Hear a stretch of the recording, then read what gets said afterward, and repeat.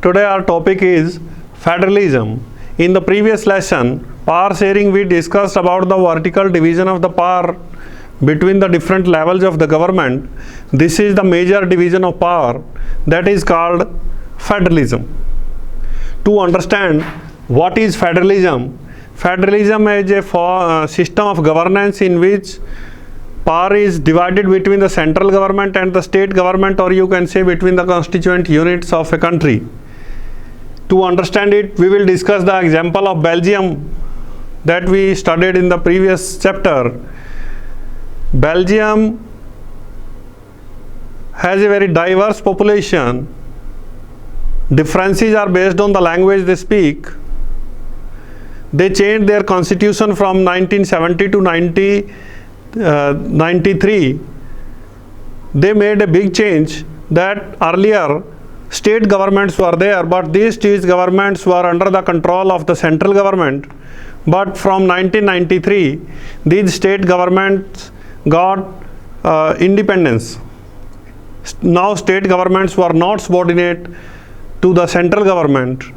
And another example we have from Sri Lanka.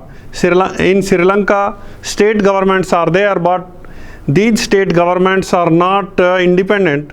Central government can dictate them, can direct them to do any work. This type of government is known as unitary form of government. Today our topic is federalism. To understand it clearly, we need to discuss the unitary form of government.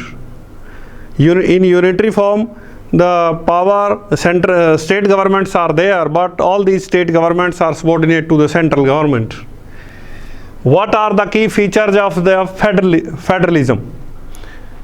Number one, there are two or more levels of the government. As in India, we have central government, state government, and Panchayati Raj, local government. It means we are a federal country. This is the minimum basic feature of federalism.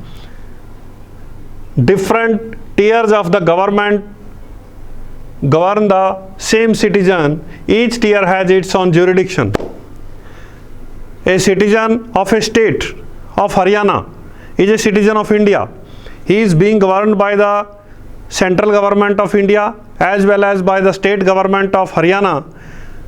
Laws passed by these governments are applicable on a citizen of Haryana, but jurisdiction of each level of government is clearly specified in the constitution. Number three, the jurisdiction of each level of the government are specified in the constitution. Jurisdiction of each level of government is clearly specified in the constitution. In the union list, we have 97 subjects. All these subjects are of national importance as defense, finance, and in state list we have 66 subjects. All these subjects are of about the day-to-day administration of the state, and state governments can make laws on these 66 subjects. Third list is concurrent list. There are 47 subjects. On these 47 subjects, both central and state governments can pass any law. If there is any dispute between the law passed by any level of the government on the subject of the concurrent list, law passed by the central government will be applicable.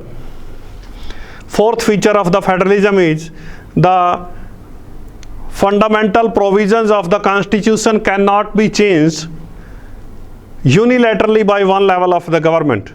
If we have to change the fundamental provision of the constitution, first of all it will be passed by the Parliament of India, or you can say by the Union Government of India, and after that we have to take permission of more than 50% of the states, approval of the 50% of the states.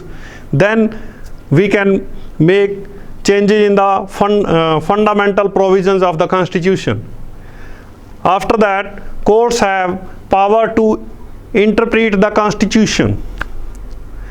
If a law passed by the central government is there or any state government, courts has power to interpret any law or the constitution court will tell what is the clear meaning and exact meaning of the law.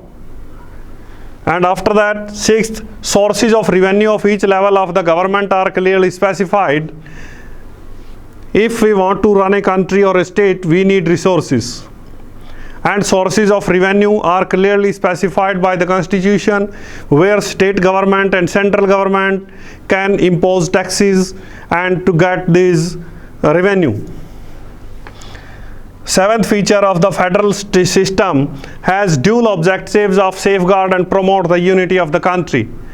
If we have federal system, then we have divided the power between all the state governments and the central government and at the local level.